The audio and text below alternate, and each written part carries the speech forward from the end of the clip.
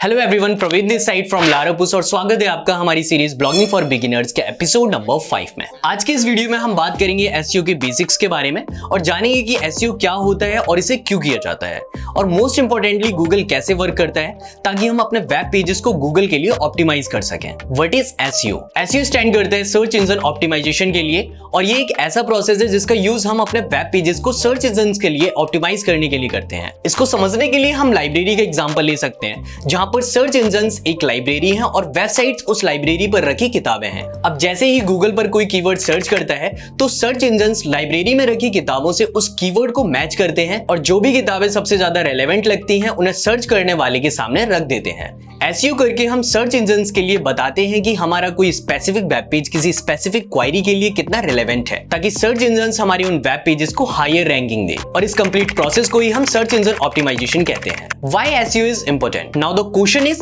हमें एसईओ क्यों करना चाहिए?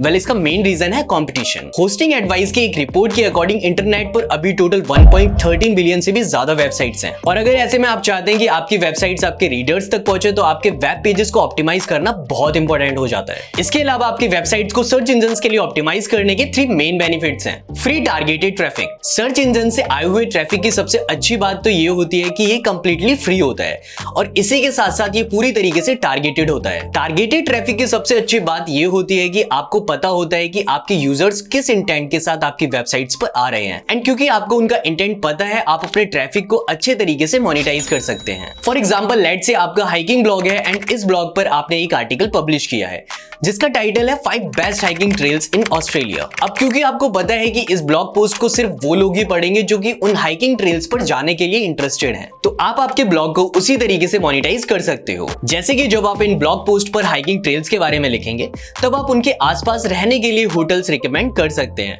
और साथ ही साथ ऐसे गियर्स रिकमेंड कर सकते हैं जो कि आपके रीडर्स को उन स्पेसिफिक ट्रेल्स में काम आएंगे। और जब आप इन होटल्स या गियर्स को रिकमेंड करेंगे तब आप उनके एफिलिएट लिंक को मेंशन कर सकते हैं एंड ऐसा सिर्फ इसलिए पॉसिबल है क्योंकि आपकी वेबसाइट पर जो ट्रैफिक आ रहा है ये टारगेटेड ट्रैफिक है और आपको पता है कि आपकी ऑडियंस का इंटेंट क्या है, कंसिस्टेंट ट्रैफिक। दूसरे मार्केटिंग एंड ट्रैफिक चैनल्स जैसे कि सोशल मीडिया या फिर पेड एडवर्टाइजमेंट के थ्रू ड्राइव किया गया ट्रैफिक जनरली स्पाइक करता है and then downward trend show करता है। ऐसा इसलिए होता है क्योंकि सोशल मीडिया प्लेटफॉर्म का एल्गोरिथम मेनली फ्रेश कंटेंट को प्रायोरिटाइज करता है। कंपैरेटिवली अगर हम सर्च इंजन से आए ट्रैफिक की बात करें तो अगर आप अच्छी पोजीशन पर रैंक कर रहे हैं देन मोस्ट लाइकली आप काफी स्टेबल ट्रैफिक एक्सपेक्ट कर सकते हैं और इसी के साथ साथ जब आप और ज्यादा रेलेवेंट टॉपिक्स को कवर करेंगे तो आपकी वेबसाइट का ट्रैफिक जनरली ऊपर की तरफ ही जाएगा। Unlimited traffic potential. Search traffic actually में अनलिमिटेड पोटेंशियल होल्ड करता है। फॉर एग्जाम्पल, लेट्स से कि आपका एक हाइकिंग ब्लॉग है जिस पर अभी आप मेनली हाइकिंग रिलेटेड प्रोडक्ट्स के बारे में बात कर रहे हैं एंड आपने सारे प्रोडक्ट्स रिलेटेड क्वेरीज को कवर कर लिया है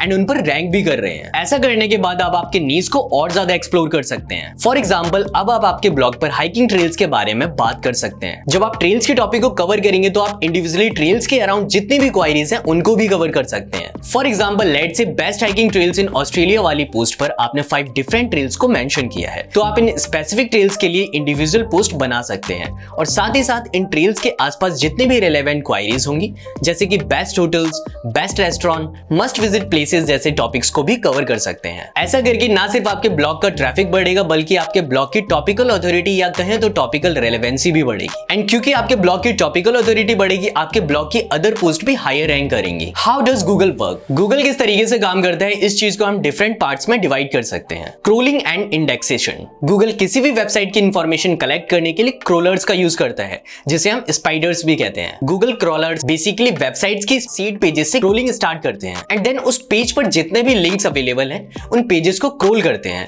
and they repeat this process again and again to collect more and more data. Real time में ये क्रोलर्स इस डेटा को गूगल के सर्वर्स में स्टोर करते हैं जिसे हम इंडेक्सिंग भी कहते हैं। पर क्या होगा कि अगर हम गूगल पर कोई क्वेरी सर्च करें और गूगल उन सारे वेब पेजेस को सर्च रिजल्ट पर शो कर दे जिन पर हमारे द्वारा सर्च किए गए कीवर्ड्स हों। ऐसे में तो सर्च रिजल्ट्स काफी अनऑर्गेनाइज्ड दिखने लगेगा, राइट? एंड यहाँ पर आता है second part, Google ranking algorithm. Google ranking algorithm basically एक प्रोग्राम है जो ये डिसाइड करता है कि गूगल पर कौन सी वेबसाइट रैंक करेगी एंड अकॉर्डिंग टू रिपोर्ट इस एल्गोरिथम पर 200 से भी ज्यादा फैक्टर्स हैं जिन्हें गूगल कंसीडर करता है एंड इसी इसीलिए ये कह पाना कि गूगल का सर्च एल्गोरिथम किस तरह से काम करता है थोड़ा डिफिकल्ट हो जाता है। पर कुछ ऐसे इंपॉर्टेंट फैक्टर हैं जो कि ना सिर्फ टेक्निकली सही है बल्कि गूगल ने भी अपनी गाइडलाइंस में मेंशन किया है।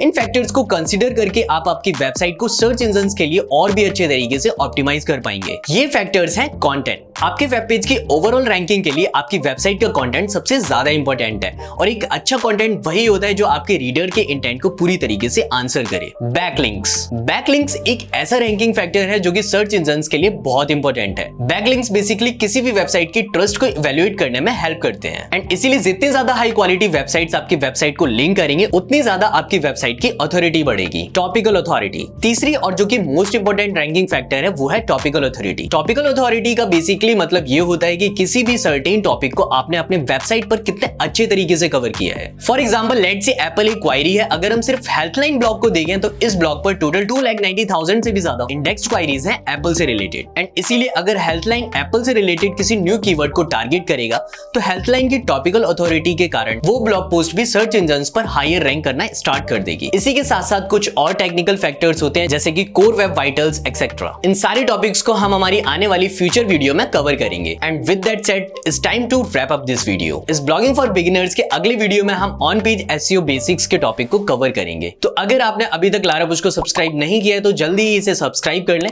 And I will see in the next video.